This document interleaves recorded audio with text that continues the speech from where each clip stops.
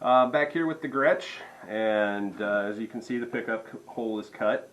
So now it's time to start doing the mods to the electronics. So Gretsch always has these great knobs that have set screws in them that hold them on. They always used good pots. One of the things I'm going to have to do to be able to access the holes easier is take off the original pickup here, the Filtertron or whatever they call them. Cool pickups.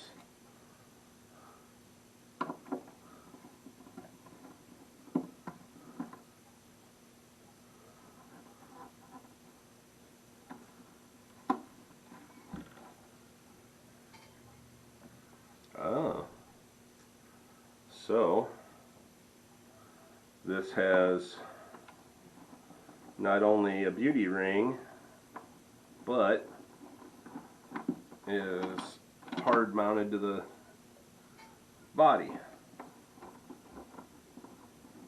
A little bit different than the ones that I've worked on in the past. And then you got your trim ring there around the pickup. You got your wires.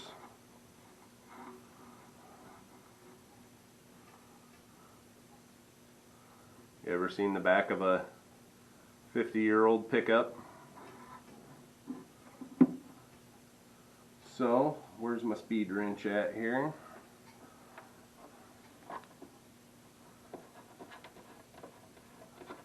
Gotta take these pots out, or the single pot I should say.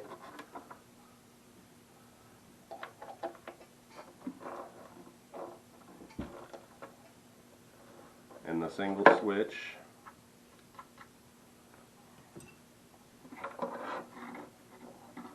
One thing I'm not pulling out is the jack because I don't need to.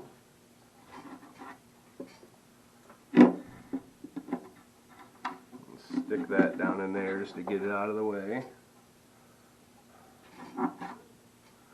And let's see, do I have a string down here? Make a little hook. Guitar strings work really well for doing this. Yeah.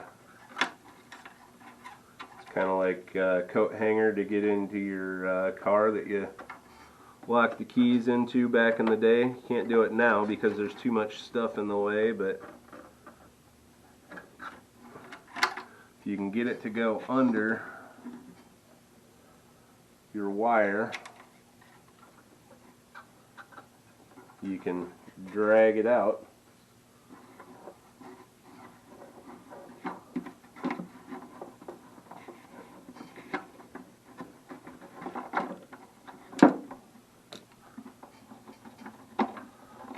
So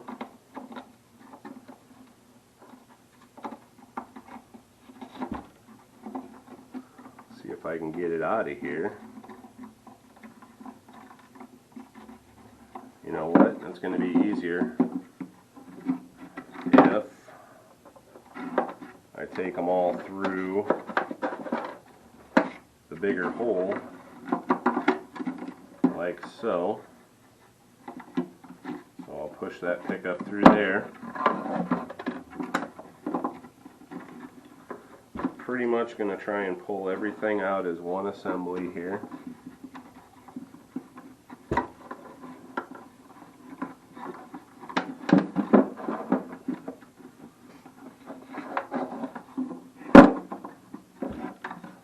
Here's the switch with the tone capacitors on it.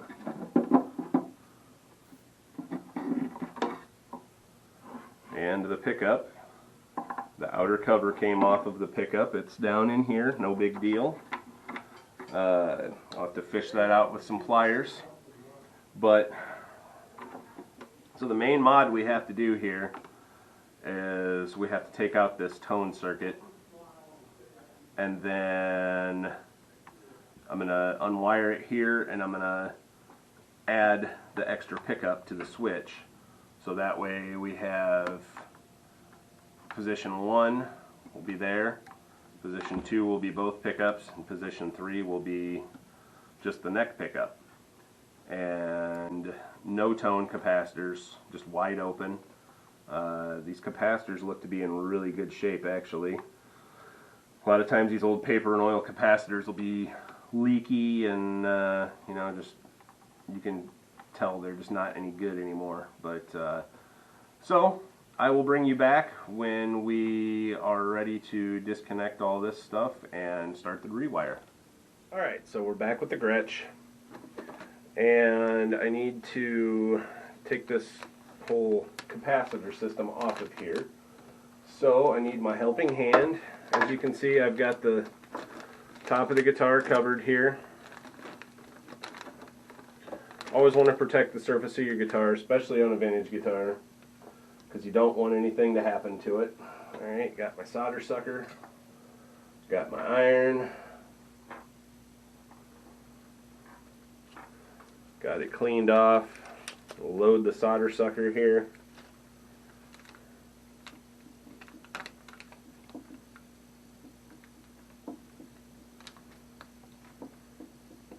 See if I can get that to melt.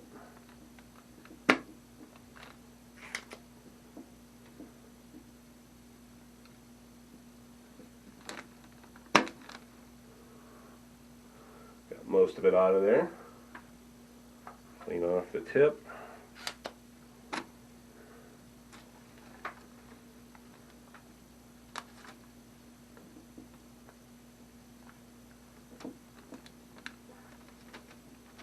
This is the original switch and original pot, by the way.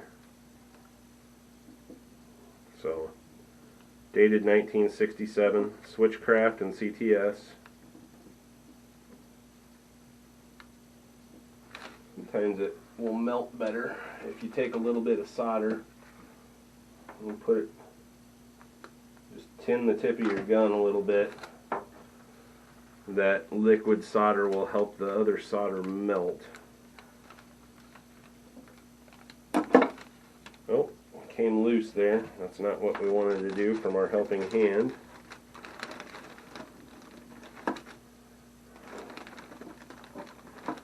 Put it together like that. Alright, we still got solder on here. Let's get her melting.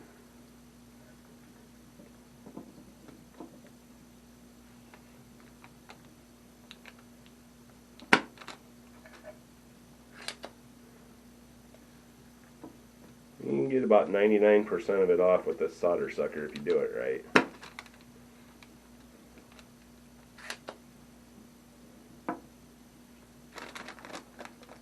Without overheating your wire, usually. And I'm going to put a little more solder on the tip here.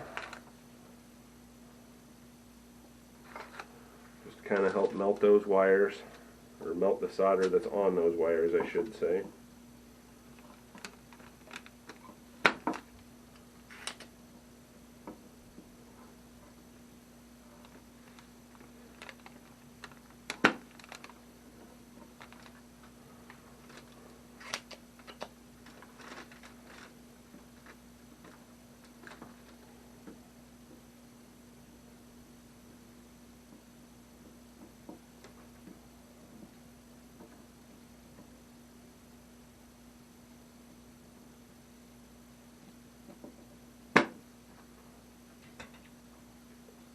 So we should be pretty close to being able to get these out of here. Alright, so we're down to the last one. Heat that up. Suck that solder.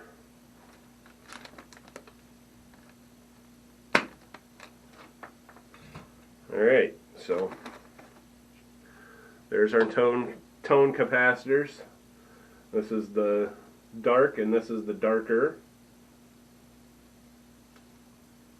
One is 0.1 and one is 0.03. So now what I'll do is I'll make up a wiring diagram and wire this basically like a Gibson with a single switch for 2 pickups, but with only 1 volume. So anyway, I'll bring you back at that point and we will go from there.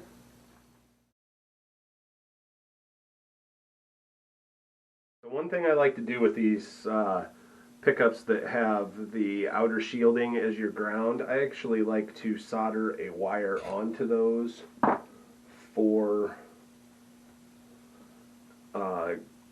separate ground wire. It only takes a mere few seconds to do, and then you know you've got a good ground wire. Now I can't pull that out, and I can route it to wherever I need to for the specific wire. Cut it short if I need to, whatever. Getting pretty close here. I've got to put the wires in for the P90. So there'll be a positive wire, which is that one. It goes right there. And then I'll run this ground over here to where the other grounds are.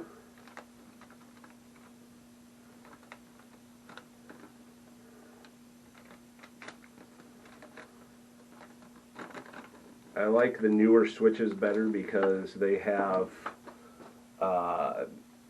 thicker, bigger ground lugs on them. So now I can pretty much wire this thing as I need to, and we'll be ready to go. So, or solder this thing as I need to, and we'll be ready to go. So, clean her off. Tin that tip. The ground's going to be the tough one because you got to get it hot enough and get all the wires hot enough to be able to get solder in all of them to make a good joint. Let's see if I nailed it there. I'd say so.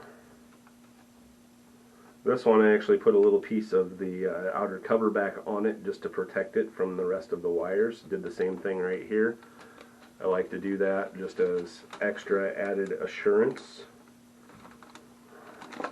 So now is where I need my helping hand again. Where'd she go?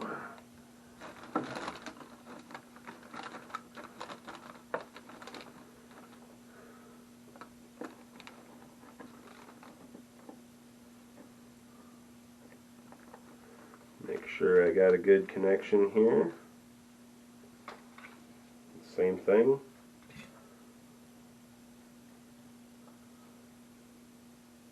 Clean it off, tin it.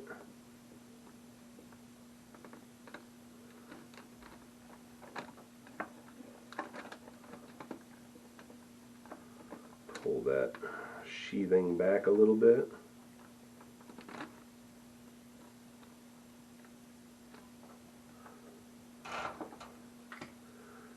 And there we go. We have a wired guitar. So my next step will be putting all this back together, and that'll be in the next episode. So thanks for watching, guys.